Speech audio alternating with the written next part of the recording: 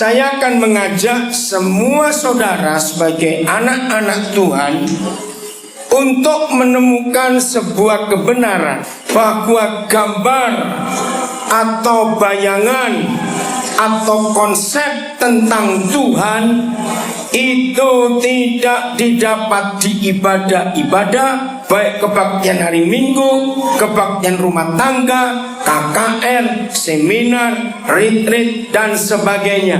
Dengarkan, gambaran tentang Tuhan, khususnya kalau kita ingin mengenalkan Tuhan kepada anak-anak kita. Bahkan di sekolah minggu pun tidak sanggup menjelaskan Tuhan itu seperti apa. Kebaktian-kebaktian siapapun yang melayani tidak akan membuat anak-anak kita akan mengenal Tuhan. Saya beri bukti kepada semua saudara. Berapa banyak ketika anak-anak kita masih sekolah minggu, mereka setia, rajin.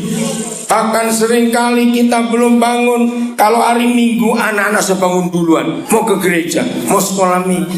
Waktu mereka remaja masih kelihatan setia dan aktif. Tapi begitu mereka menginjak usia pemuda, berapa persen dari anak-anak kita itu yang tetap setia?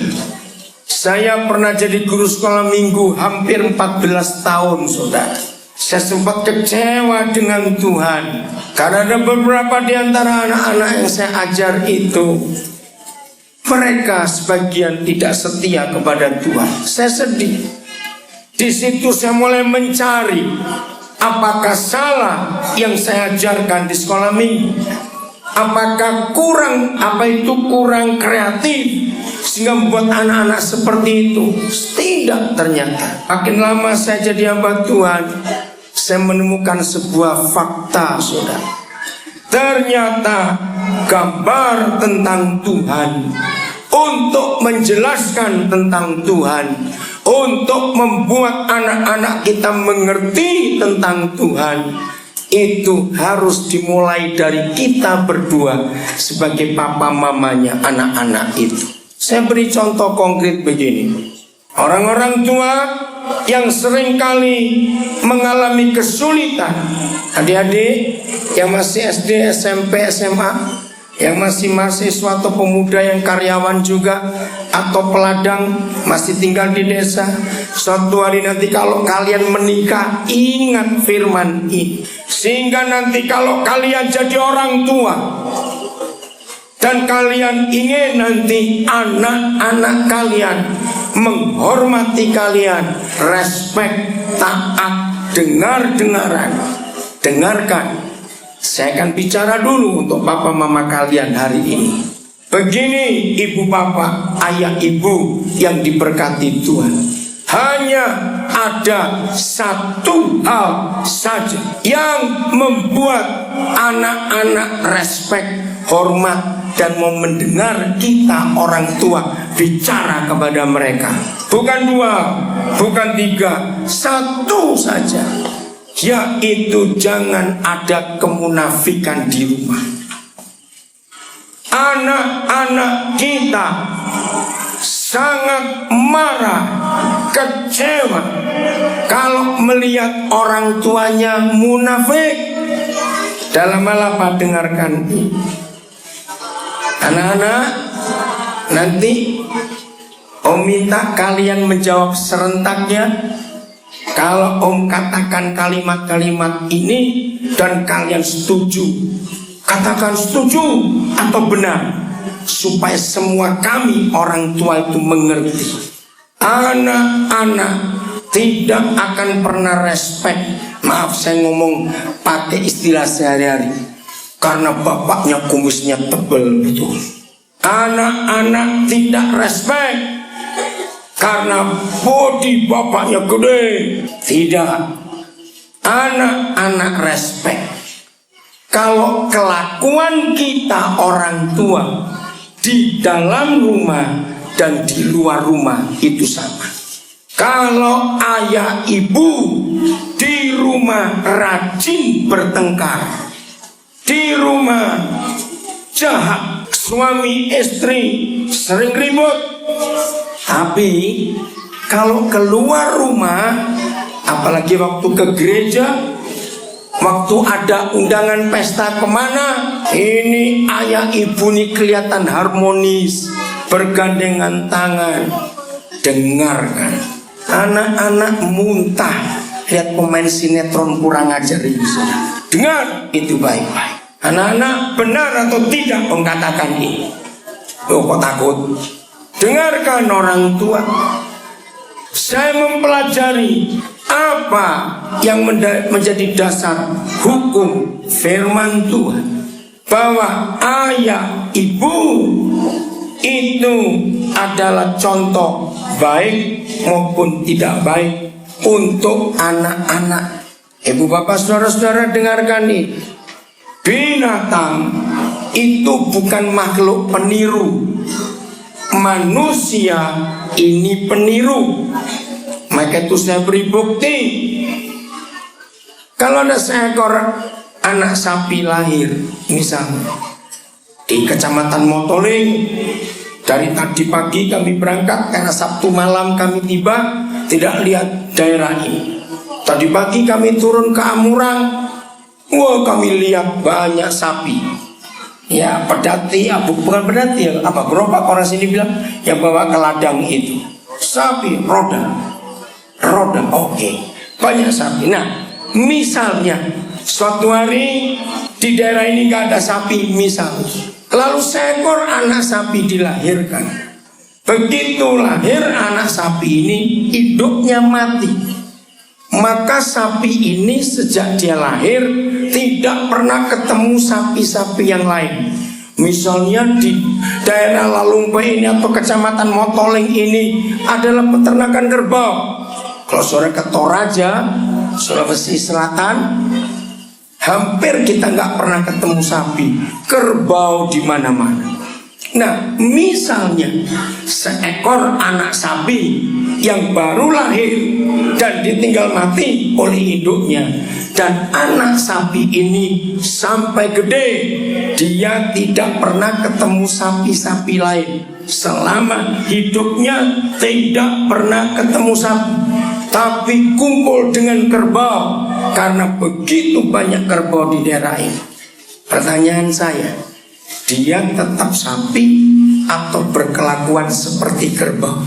Sapi satu bertemu 1000 kerbau dari lahir sampai dia dewasa.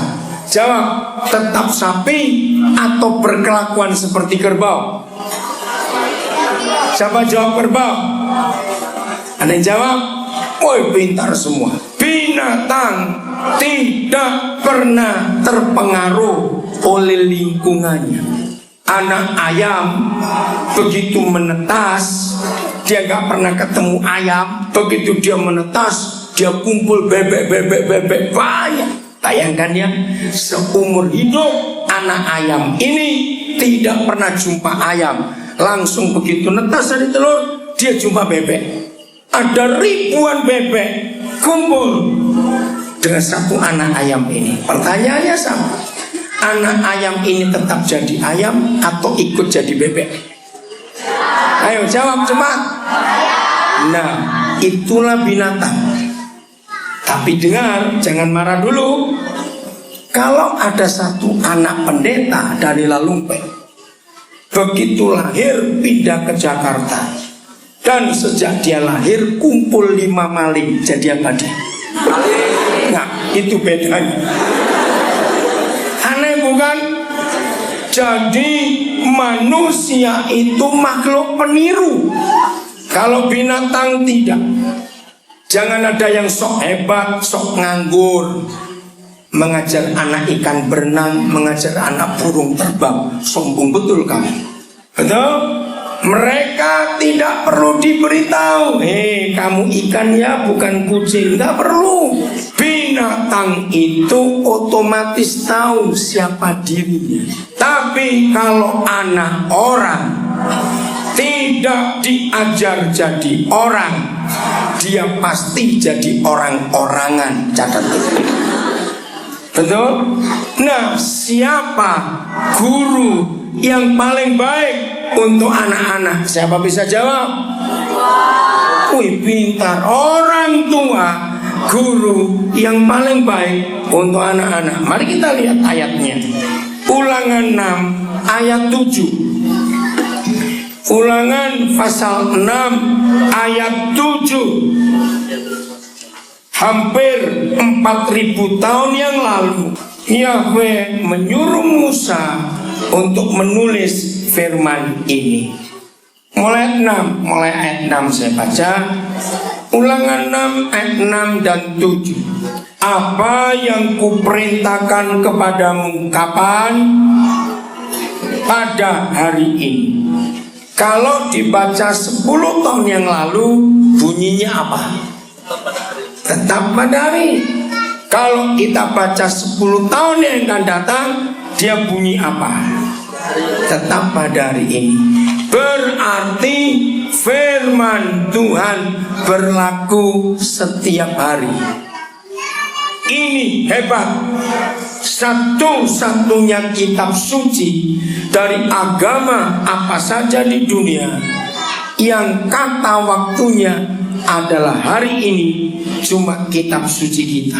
Di Alkitab kita banyak firman yang tensesnya present tense atau pada hari ini. Saya ulangi. Apa yang kuperintahkan kepadamu pada hari ini, haruslah engkau perhatikan, haruslah engkau mengajarkannya. Berapa kali? Berulang-ulang. Kepada siapa? Anak-anakmu. Jadi ini perintah untuk siapa? Lo ayo jawab, perintah untuk siapa?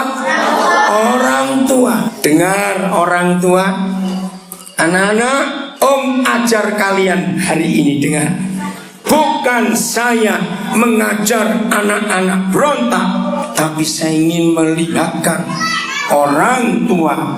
Seringkali kita kurang teliti melihat firman ini. Anak-anak dengar ya. Kalau suatu hari papa mama kalian marah, emosi, lalu berkata begini, sudah berapa kali papa beritahu kamu, kenapa kamu tidak mengerti? Anak-anak serentak jawab, kurang berulang-ulang pak. Loh, anak-anak amin kan cepat. Hai orang tua, mengajar anak-anak kita tidak cukup 3, 4, 5, 10 kali, tapi berulang-ulang. Tuhan Yesus sendiri mengajar berulang-ulang kepada 12 murid itu. Mereka tidak bohong, tapi tidak mengerti. Buktinya ketika Yesus harus mati, mereka lari.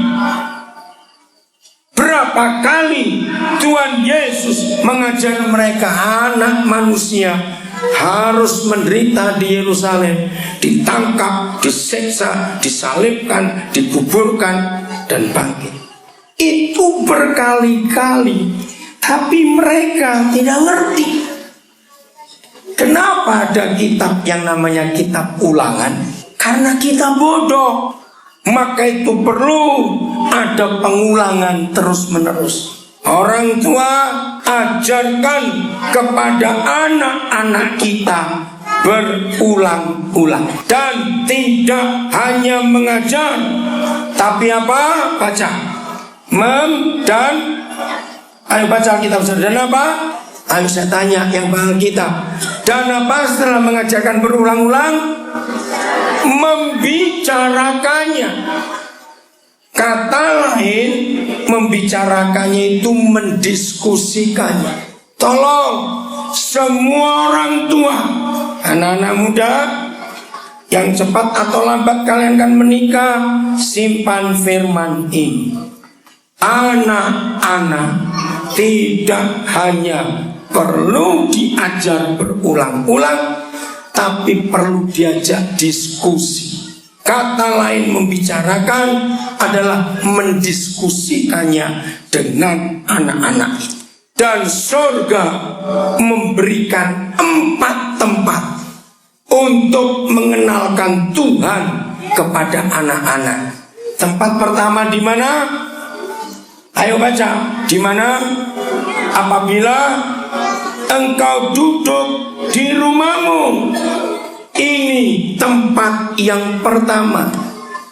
Berarti Papa Mama, ketika anak-anak kita belum punya pergaulan luas, ruang lingkup mereka hanya rumah dan sebelah rumah, belum bisa jauh, itulah waktu yang emas ketika anak-anak masih bisa diajak duduk di rumah. Ajarkan itu berulang-ulang dan diskusikan dengan mereka.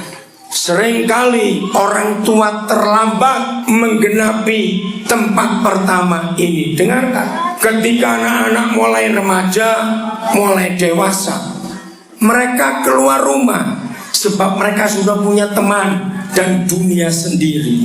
Orang tua baru sadar, jam sekian belum pulang ini anak. Kemana mereka? Mulai marah. Besok kita buat aturan, mereka harus duduk di rumah. Ketika anak-anak berusia belasan tahun, orang tua baru sadar bahwa duduk di rumah itu waktu emas. Saya tanya kepada saudara, kira-kira kalau anak-anak umur belasan tahun didikte orang tuanya, jangan keluar, duduk, reaksi mereka bagaimana? Berontak, saudara. Karena orang tua terlambat menggenapi ayat ini. Waktu duduk di rumah itu anak-anak yang di bawah umur 10 tahun. Maka itu Alkitab menyebut, dengar mau kita belajar dari 4 Injil, mengapa hanya Injil Lukas yang menuliskan satu-satunya kejadian dalam hidup Yesus Tuhan kita, antara dia dilahirkan sampai umur 30, ketika Yesus mulai pelayanan. Umur berapa Lukas menulis satu peristiwa dari Tuhan Yesus? Cepat, umur berapa? Berapa? 12 tahun. Dengarkan gereja Tuhan. Mengapa bukan Matius, bukan Markus, bukan Yohanes yang menulis? Kenapa mesti Lukas? Karena dia dokter. Dokter itu harus tahu diagnosa orang dengan umurnya. Dan mengapa harus umur 12 tahun? Sebab umur itu seorang anak perempuan mulai menstruasi pertama kali. Seorang anak laki mulai keluar. Orang lalu bilang apa ini? Ini tulang yang ada di laki-laki ini. Janggut bukan. Jakun itu bahasa Indonesia, bahasa daerahnya tidak ada. Tahu ya? Nah, umur belasan tahun itu istilah zaman dulu pancaroba, akil balik, istilah kerennya pubertas. Dengarkan orang tua, kalau kita baca tulisan Lukas, kelihatan sekali Tuhan Yesus itu kurang ajar. Dia melawan orang tuanya. Masih ingat enggak? Mengapa Lukas dengan jujur menulis? Kalau ada yang masih punya terjemahan lama, Pak Gembala masih punya Alkitab terjemahan lama tidak? Tidak ada. Kalau ada bagus. Ketika Yesus hilang 2 hari, masih ingat ya? Kan Yesusnya hilang. Nah itu pun kan salah orang tua. Kalau saudara baca ke Lukas 2, dikatakan begini, setelah sehari perjalanan, Yusuf dan Maria baru sadar Yesusnya hilang. Ini kan keterlaluan orang tua ini. sehari perjalanan. Anak itu hilang baru sadar. Nah, di situ saya belajar. Ketika orang tua, ketika papa mama sibuk dengan dirinya sendiri, anak itu hilang. Lalu Lukas menulis, maka mereka berjalan kembali sehari lagi. Jadi berapa hari hilang? 2. Akhirnya mereka jumpa Yesus di mana? Di bait suci. Nah, yang punya terjemahan lama baca, ketika Maria, wajar ibu yang sedih, marah dan takut kehilangan anak satu-satunya 2 hari. Begitu bertemu, otomatis Maria menegur, kenapa nak kamu buat kami susah? Terjemahan lama menulis begini, hai perempuan, apa kena mengena aku dengan kamu? Wih, itu kasar sekali. Hai perempuan, apa kena mengena aku dengan kami? Saya waktu mempelajari itu di terjemahan baru dihaluskan. Bukankah kalian tahu bahwa aku harus berada di rumah Bapakku? Itu lebih halus. Ibu bapak, saudara-saudara, saya mempelajari Lukas 2 dari segi psikologis. Ternyata Tuhan Yesus tidak salah. Yang salah orang tua. Lalu sehari jalan ke aku hilang, kamu ngapain gak tahu? Ngerti gak maksudnya, sudah? Maaf ya orang tua yang seringkali bertengkar dengan anak. Saya menemukan hukum ini. Mengapa Tuhan Yesus berfirman, belajarlah kepada siapa? Anak kecil, betul? Belajar kepada anak-anak ini. Karena mereka lah yang akan mewarisi surga. Mereka yang empunya surga. Kenapa bukan orang dewasa yang punya surga? Sebab orang dewasa sudah banyak politiknya. Katakan amin. Anak-anak kecil masih polos, sederhana. Maka itu mereka yang punya surga, bukan kita. Nah, dari firman itu, hai orang dewasa, belajarlah kepada anak-anak. Itu artinya mereka itu guru kita. Dengarkan orang tua. Jadi kalau ada murid-murid berani dengan dosen, gak lulus-lulus itu murid. Siapa muridnya, siapa dosennya sekarang? Lah ya saya tanya, ini jawab. Siapa muridnya, siapa dosennya? Loh, saya tanya ini kok diam saja. Siapa muridnya? Loh, saya tanya siapa muridnya? Kalau saudara gak jawab, saya akan pulang tidur. Saya capek sehari ini. Tadi di kantor bupati kami hampir 6 jam. Saya sampai kaget, lama sekali. Jadi capek. Saya tanya, dalam konsep yang baru kita pelajari, siapa dosen, siapa murid? Siapa murid? Orang tua. Siapa dosen? Anak-anak. Maka itu berani dengan dosen gak lulus. Maka itu seharusnya begini. Kalau ada keluarga punya 3 anak, dengar ya. Anak pertama umur 10 tahun, anak kedua umur 8 tahun, anak ketiga umur 4 tahun. Berarti murid itu, mahasiswa itu sudah kuliah 44 semester. 10 tambah 8 berapa? 18 tambah 4 berapa? 22. Kalau per semester kan setengah tahun. Kalau kuliah 22 tahun gak lulus, harus punya anak lagi. Katakan amin, cepat. Ini prinsip Alkitab. Bagi ibu bapak, apalagi rekan-rekan pendeta, maaf, saya berkata ini hanya untuk kemuliaan Tuhan. bagi saudara semua di daerah Lalumpe dan sekitarnya yang pertama kali mendengar saya mengajar sejak Minggu pagi kemarin, lalu Minggu malam dan Senin malam ini, mungkin saudara bertanya, pola khotbah apa yang saya pakai dan prinsip apa yang saya pakai untuk belajar Alkitab? Jawabannya begini, saya mendapat pewahyuan firman Tuhan lebih 80% ketika saya kumpul anak-anak.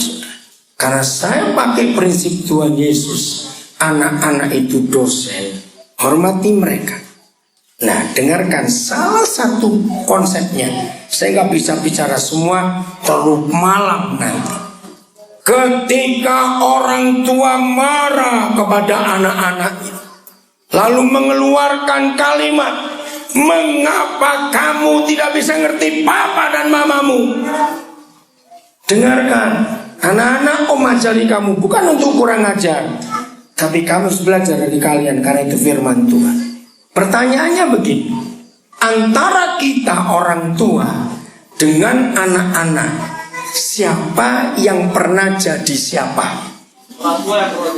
Ya cepat, siapa yang pernah jadi siapa? Hei, jangan pura-pura nggak tahu, saya tanya ini. Kalau saudara nggak jawab, saya pulang. Betul? Nggak jawab, kali ini saya pulang. Tidur. Antara kita orang tua dengan anak-anak, siapa yang pernah jadi siapa? Nah, jelas orang tua yang pernah jadi mereka. Mereka belum pernah jadi kita. Jadi kalau kita berkata, mengapa kamu gak mau ngerti aku? Anak-anak jawab papa mama begini, karena kami belum pernah jadi papa mama. Dia, kalau papa mama marah telepon om telepon mereka. Serius. Saudara, tulisan Musa ini hebat sekali. Ajarkan itu berulang-ulang kepada anak-anakmu dan diskusikan dengan mereka waktu kamu duduk di rumah. Jangan terlambat orang tua. Tunggu anak kita besar baru kita sadar. Terlambat. Tempat kedua di mana? Ayo cepat. Di perjalanan. Dengarkan. Mengapa semua anak, semua, kalau 1 minggu tidak pernah diajak keluar dari rumah, mereka minta, betul? Enggak sekedar ke motoling saja, enggak jauh-jauh. Anak itu minta keluar. Nah, saudara perhatikan mengapa semua anak yang umurnya mulai 3 tahun. Ingat ya, mengapa semua anak ketika umurnya mulai 3 tahun, ampun, cerewetnya luar biasa. Betul? Lihat apa, tanya itu apa, itu apa itu. Nanti dengar apa itu. Awas orang tua goblok, terus marah, kecil-kecil banyak mulut, diam kan? Saudara, ayat ini yang menjelaskan kepada kita, mereka harus cerewet, karena itu waktunya mereka belajar di perjalanan. Luar biasa ayat ini. Jadi papa mama harus menjawab soal-soal dari dosen itu. Serius, itu luar biasa saudara. Hampir 14 tahun saya jadi guru sekolah minggu. Saya diperkaya oleh pewahyuan firman. Maaf, jangan saudara mikir yang salah, tapi ini fakta. Saya ini tidak pernah sekolah Alkitab atau sekolah teologi. Tidak pernah sama. Lalu kenapa saya bisa menguraikan firman seperti ini? Yaitu waktu saya jadi guru sekolah minggu hampir 14 tahun. Jadi saya tuh menghormati mereka sebagai dosen saya. Jadi suatu hari saudara, saya ngajar anak-anak. Waktu itu saya cerita soal Nuh. Jadi anak-anak, Tuhan itu menggambarkan Nuh, perahu yang besar. Kan memang kan digambar, kalau nggak ada gambar tahu dari mana. Tiba-tiba hampir sekelas nyeletuk, "Om, kalau Tuhan gambar kertasnya apa?" Nah saya bingung ini, kertas apa ini? Lalu saya tanya teman-teman guru seminggu yang lain, "Hei, ada yang tahu nggak waktu Tuhan gambar kapal untuk kertasnya apa?" Ternyata nggak ada yang tahu. Lalu saya cerita, saya ini kalau di kelas sekolah minggu waktu itu, begitu saya nggak bisa jawab, saya bilang kepada dosen-dosen cilik, "Minggu depan Om akan jawab. Seminggu ini Om akan belajar dulu dengan pertanyaan kalian." Malah beberapa teman guru sekolah minggu marah, bukan marah, ngejek. Makanya kalau ngomong dengan anak-anak hati-hati, mereka itu kritis, malah disalahkan saya. Saya berdoa itu dari hari Kamis, sudah deg-degan Kamis, Jumat, Sabtu, Minggu mau ulangan ini bagaimana ini? Jumat malam tidak ada jawaban. Sabtu malam saya desak surga, "Tuhan tolong jawab, besok saya ujian itu kertas apa yang Tuhan pakai waktu itu?" Serius saya tanya begitu, saudara. Jadi waktu saya jadi guru sekolah minggu itu, sekolah Alkitab saya, dosen-dosennya cilik-cilik itu, kritis mereka. Saudara, saya merasa Papa di surga senyum-senyum melihat saya. Besok mau ujian, saya nggak bisa jawab, kertas apa ini? Karena saya bilang Tuhan gambar kapal itu. Papa baik, dia tahu saya nggak tahu jawabannya. Tiba-tiba dia suruh saya digerakkan baca. Kok saya tergerak baca Yohanes 8. Nggak usah dibuka, saudara tahu cerita. Ada perempuan ketangkap basah berbuat zina. Lalu kalimat ayat terakhir ditulis, "Maka Yesus pelukis di tanah." Wow, saya senang. Hore, saya lulus besok, saya dapat jawabannya. Bukan kertas ternyata, gambar di tanah. Jadi besok saya masuk kelas sekolah minggu, saya ajak anak-anak baca. Wah, saya lega, lulus ujian hari ini. Berapa waktu kemudian, saudara, saya ngajar lagi. Saya ceritakan, wah hebatnya Tuhan. Tuhan itu maha kuasa, anak-anak. Tuhan itu maha kuasa, ya memang dia maha kuasa. Saudara, tahu-tahu mereka nyeletuk, "Oh, maha kuasa itu apa?" Nah ini dia lagi. Di otak saya ngerti maha kuasa itu apa, tapi kan sulit menggambarkan bagaimana ini. Minggu depan anak-anak, Om akan belajar dulu seminggu ini. Serius, saudara, itu cara saya mengetahui rahasia Alkitab. Seminggu itu saya belajar Tuhan maha kuasa itu apa. Memang kok hebat menciptakan ini semuanya. Sekali lagi saya merasa Papa saya senyum-senyum melihat saya bingung mau jawab apa ini. Akhirnya Jumat malam saya masih ingat, Roh Kudus gerakan saya beli globe. Tahu globe ya? Bola dunia itu. Saya tanya, untuk apa bola dunia itu? Kamu beli dan kamu bawa ke tengah-tengah kelas, suruh murid-murid berkumpul, terangkan. Saya menangis waktu dapat gambaran. Nah, saya mengajarkan kepada saudara, tentu maha kuasa.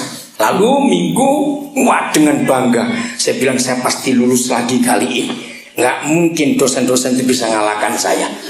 Saudara, ketika bola dunia ada di tengah dan diputar oleh mereka, ingat berapa persennya air dunia ini?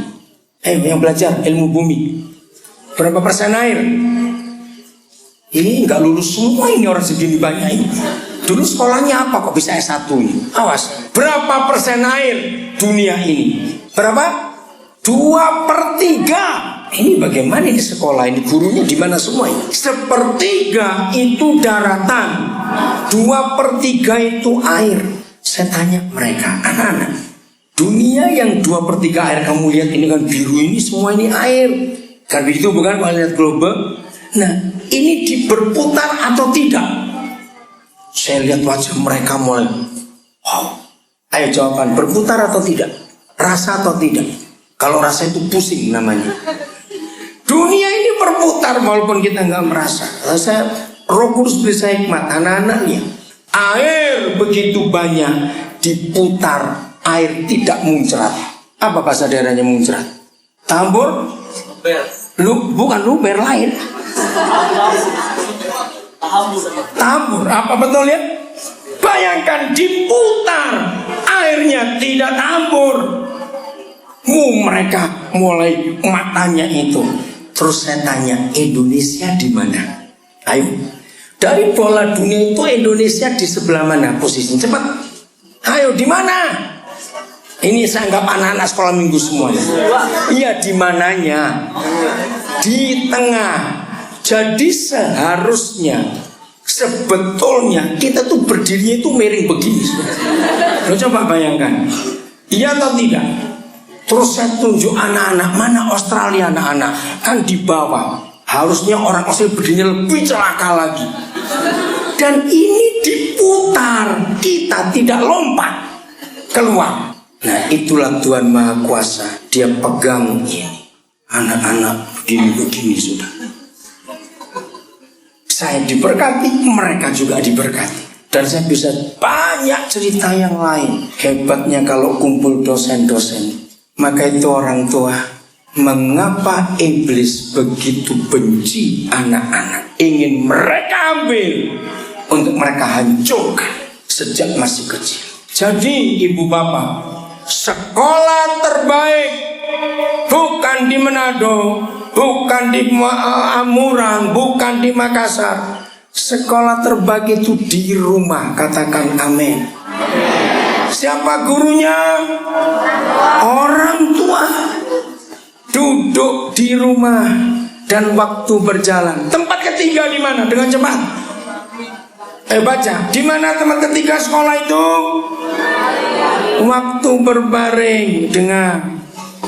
Saya menggunakan ilmu jiwa anak-anak melihat ayat ini.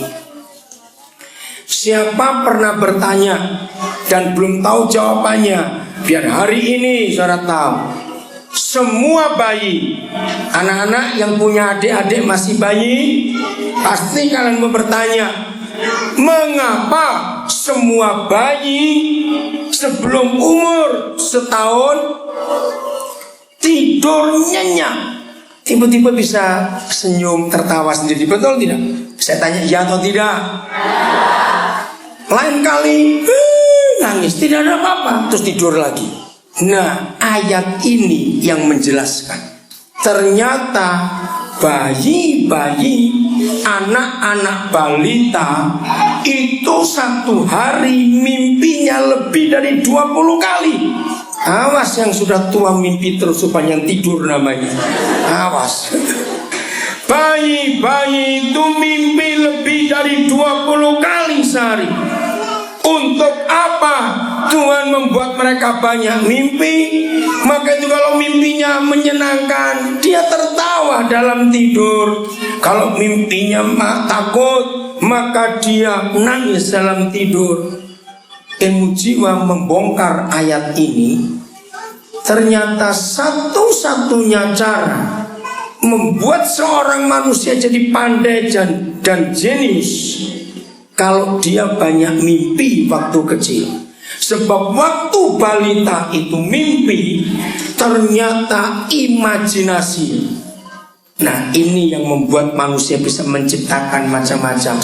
Imajinasinya dipupuk sejak kecil. Alkitab ini menerangkan mengapa tempat ketiga orang tua mendidik anak-anaknya di tempat tidur. Sebelum tidur, dengarkan. Mengapa semua anak kecil kalau mau tidur cari siapa, tarik siapa? Mamanya, omanya, tantenya untuk minta apa? Ayo, anak kecil itu minta apa? Tarik-tarik itu ke tempat tidur. Apa? Susu. Bukan kok susu. Apa? Apa? Selimut. Bukan aku. Apa? Cerita. Betul. Mereka minta cerita. Nah, saya melakukan itu untuk anak-anak. Herannya begini, saudara. Satu cerita sudah dibaca lebih dari 60 kali, anak itu tidak pernah bosan. Yang cerita yang bosan. Betul? Saya belajar mengapa mereka tidak bosan. Ternyata tiap kali cerita lagi muncul hal baru di otak anak-anak. Nah, bahan cerita menurut ayat ini, mereka minta orang tua menemani anak tidur sambil cerita. Itulah modal mimpinya. Kalau tokoh-tokoh iman di Alkitab kita ceritakan kepada mereka sebelum mereka tidur, maka Roh Kudus jadi sutradara dan anak kita dijadikan pelaku dalam cerita itu. Katakan amin, saudara. Alkitab ini luar biasa. Maka itu mengapa anak-anak kalau siang bangun tidur yang kira-kira umurnya 4 tahun ke atas, perhatikan, begitu mereka bangun tidur siang hari, lalu mereka cari tempat entah di pojok mana, terus mereka mulai ngomong sendiri. Pernah perhatikan gak anak-anak seperti itu? Pernah perhatikan? Nah, apa yang mereka ceritakan ternyata itu mimpinya tadi malam. Mereka ulangi lagi. Itu luar biasa. Siapa yang memperhatikan? Sayang, tidak semua rumah di Minasa dari tembok, kebanyakan dari kayu. Tapi lihat, pada umur tertentu anak-anak suka coret-coret dinding, ya atau tidak? Meja dicoret-coret, nanti kursi dicoret-coret. Jangan dimarahi, mereka sedang mengeluarkan imajinasinya. Seharusnya orang-orang tua anak-anak seumur itu seluruh dinding rumahnya tempeli kertas sebanyak-banyaknya.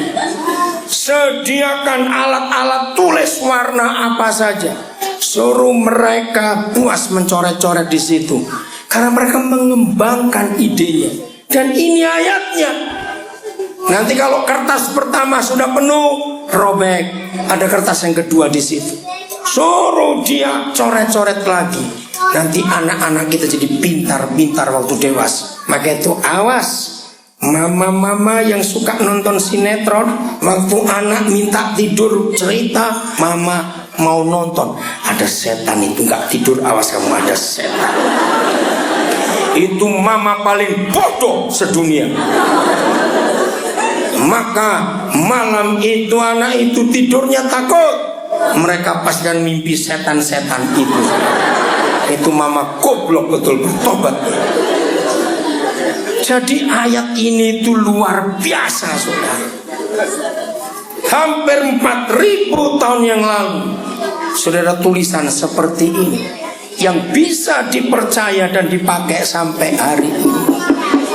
Tempat keempat, waktu apa? Bangun. Mereka minta teman waktu bangun, karena mereka mau cerita mimpinya apa.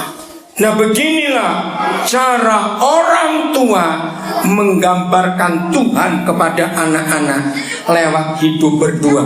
Ayat berikut 2 Timotius 1 ayat 13. Orang tua, mari kita melihat ayat ini supaya kita menang dan mengerti apa yang Tuhan ingin dalam kehidupan kita. Roh Kudus, Engkau menolong kami supaya mulai hari ini kami jadi keluarga yang benar, dan anak-anak kami jadi anak-anak yang hebat. Oke, saya baca. 2 Timotius 2, maksud saya salah, ayat 13. Jika kita tidak setia, siapa yang tetap setia? Yesus Tuhan kita tetap setia, karena Dia tidak dapat menyangkal dirinya. Apa kata lain tidak setia? Siapa bisa nolong saya? Ayo, apa kata lain tidak setia? Apa? Tidak. Enggak dengar om. Tidak apa? Tidak jujur. Hampir betul. Tepuk tangan untuk adik kita jawabin tidak jujur. Iya, kamu hebat berani jawab. Hampir betul. Apa kata lain? Cuma ada satu kata saja. Tidak jujur, 2 kata. Ayo, 1 kata. Apa kata lain tidak setia? Apa? Taat.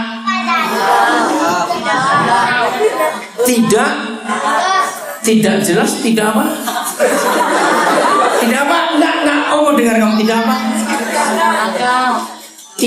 Gagal. Apa enggak dengar? Nakal. Bukan. Ayo, apa tidak setia? Malas. Bukan. Ayo, siapa bisa tolong saya? Apa kata lain tidak setia? Berkhianat. Loh, betul tidak? Tidak setia itu kata lainnya berkhianat. Dengarkan suami istri. Tuhan Yesus menggambarkan ini. Saya kagum pada firman ini. Kalau kita berkhianat, Tuhan Yesus bagaimana? Ayo, dia tetap setia. Saya akan tegaskan ini kepada semua pernikahan. Begitu suami istri tidak setia kepada pasangannya, entah itu bahuga, entah itu meninggalkan, maka konsep Tuhan di benak anak-anak itu rusak. Kenapa begitu? Saya akan tunjukkan rahasia ini, saudara. Saya ulangi lagi. Begitu suami istri berkhianat, anak-anak rusak gambar tentang Tuhan sejak mereka masih kecil. Kenapa begitu?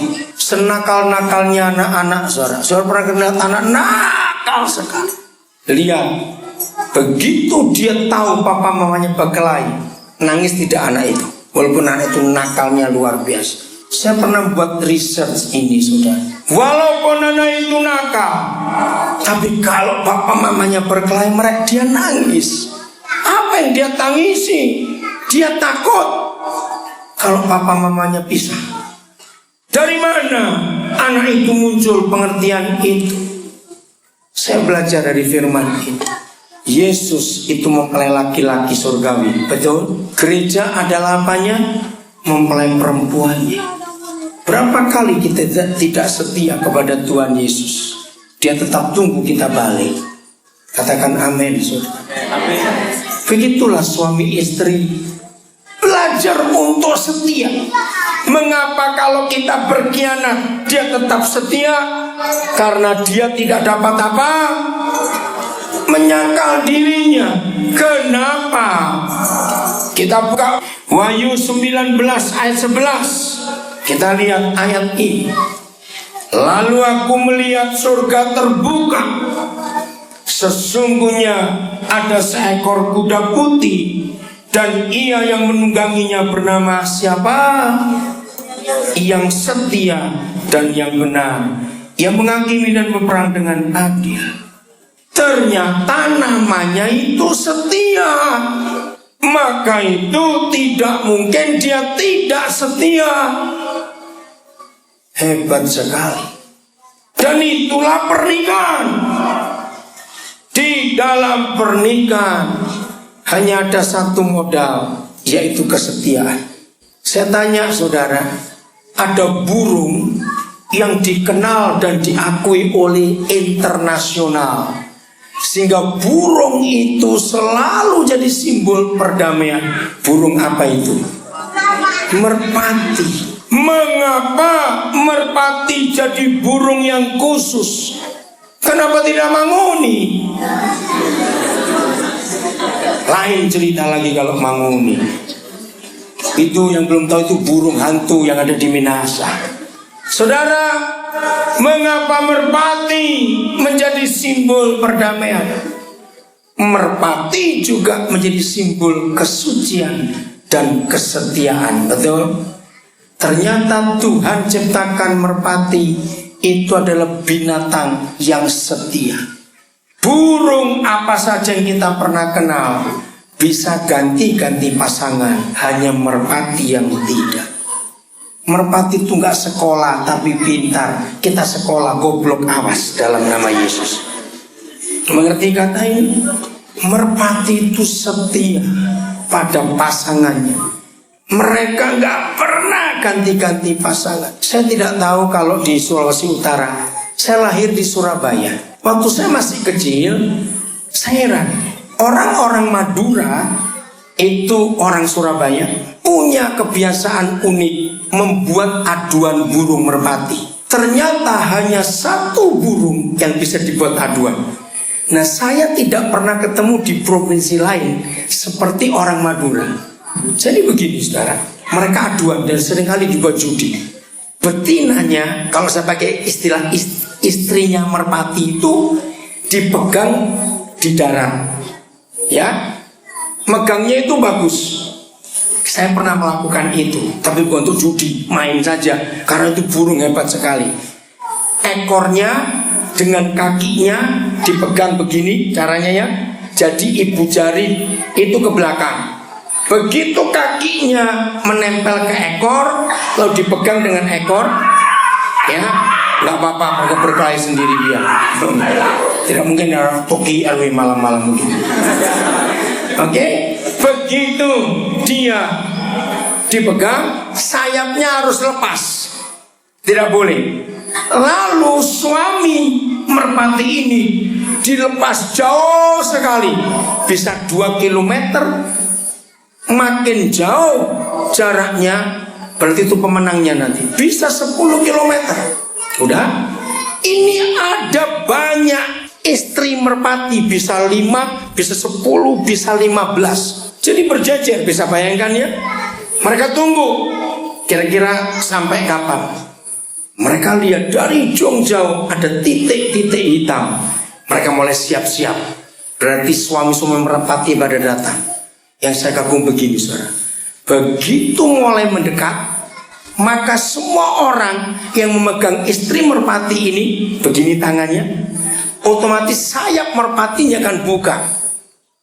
Nah, yang saya kagum, merpati suami itu tidak pernah ada yang keliru. Begitu, bukan yang sini, nggak bisa begitu. Langsung dari jauh dia tahu mana istriku ini, dan tidak pakai kacamata. Catat itu baik-baik. Serius saya berkata. Amin. Itu luar biasa. Hanya merpati yang bisa dibuat permainan itu karena dia setia pada pasangannya. Saya mau sampaikan ini kepada pernikahan.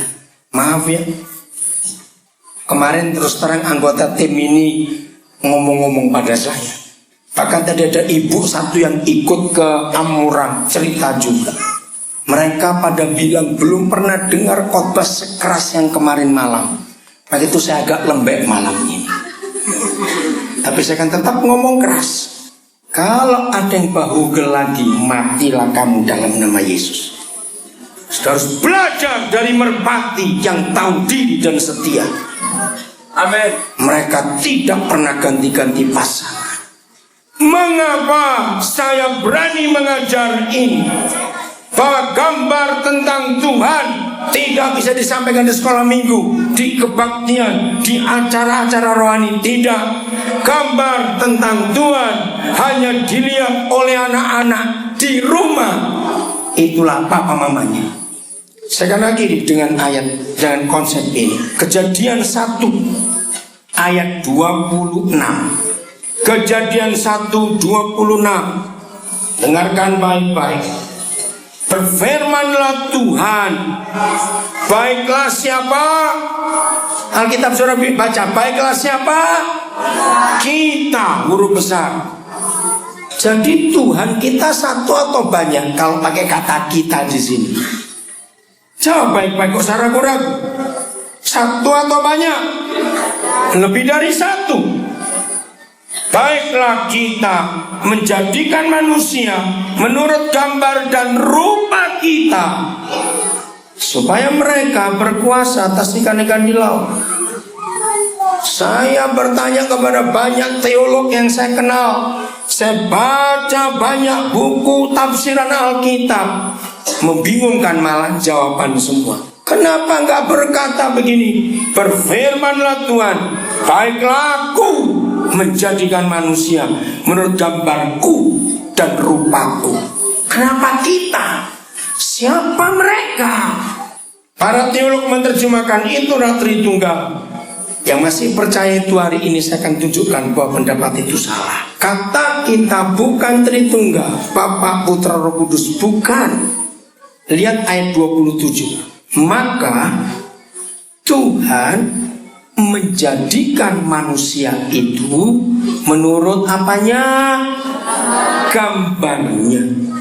Menurut gambar Tuhan dijadikannya manusia itu apa dan apa? Laki-laki dan perempuan dijadikannya mereka. Nah, pertanyaannya begini. Walaupun saya tahu jawabannya, cuma untuk mempermudah. Saudara diajar dari sejak kecil, Tuhan itu laki atau perempuan? Laki pasti. Nah, itu salah. Kalau Tuhan laki, padahal perempuan kan gambar dia juga, bukan? Lo jawab, betul? Nah, kalau Tuhan itu hanya laki saja, lalu perempuan gambarnya siapa? Tuhan gak punya tetangga. Ini rahasianya, saudara. Baiklah kita menjadikan manusia serupa dengan gambar kita, maka dia menjadikan laki dan perempuan. Ternyata di surga itu bukan ada Tuhan laki dan Tuhan perempuan, tidak. Tetapi di surga itu ada papa mama. Untuk menggambarkan seorang ayah, dia jadikan laki-laki. Untuk menggambarkan seorang ibu, dia jadikan perempuan. Lalu perjanjian baru menggenapi, dua orang yang menikah itu tetap dua atau jadi berapa? Berapa? Satu. Padahal dua. Maka itu kalau suami istri lagi berdua sendiri, lalu mereka dua bercerita pakai kata pengganti apa? Ayo, suami istri kok biasa ngomongnya? Wah, anak-anak ini kata apa yuk? Kita. Masa lupa kan gak pernah ngomong-ngomong aja suami istri. Lalu saya tanya lagi, kalau suami istri di rumah, di oto, di jalan, di mana cuma berdua bicara, pakai kata pengganti kata, orangnya disebutan apa? Kita, bukan Torah. Bahasa Minasanya Torah. Itu artinya berapa? Dua, tapi satu kepala dengan tubuh. Jadi adanya pernikahan di dunia karena di surga ada keluarga, saudara, yaitu papa mama. Saya mau buktikan dengan satu ayat lagi. Ulangan 32 ayat 18. Ulangan 32 ayat 18. Dengarkan. Menjelang hari terakhir Musa di dunia, karena dia akan diangkat, karena dia tidak mati, Musa diangkat. Musa menyanyikan ini. Ulangan 32:18. Musa menyebut Tuhan dengan istilah gunung batu. Gunung batu yang apa? Memperanakan engkau telah kau lalaikan. Siapa gunung batu itu? Tuhan. Kalau Tuhan memperanakan, dia papa atau mama? Awas ada laki-laki melahirkannya. Lu jawab. Gunung batu itu Tuhan yang memperanakan engkau. Jawab. Ini papa atau mama? Gak usah ragu-ragu. Ada mama di sana. Kalimat kedua. Dan telah kau lupakan Tuhan yang apa? Ayo baca, yang melahirkan engkau. Kalau Tuhan melahirkan, dia ayah atau ibu. Nah, itulah kata kita di Perjanjian 1. Tuhan tetap setia. Dia tidak bercerai. Maka itu ketika ayah ibu rusak hidupnya, anak-anak rusak juga. Karena gambar Tuhan jadi hancur. Maka itu satu-satunya Tuhan di dunia yang berbicara, aku benci perceraian, cuma Tuhan kita. Katakan amin. Amin. Jadi mulai hari ini suami istri belajarlah untuk setia. Satu ayat lagi, Kejadian 2 ya. Kejadian 2 ayat yang ke-23. Saya akan memberikan resep supaya rumah tangga kita tetap aman. Ini resepnya. Suatu hari saya tanya kepada Papa di surga, Papa, beri saya satu ayat saja untuk mendeteksi, untuk mengetahui rumah tangga saya masih aman atau tidak.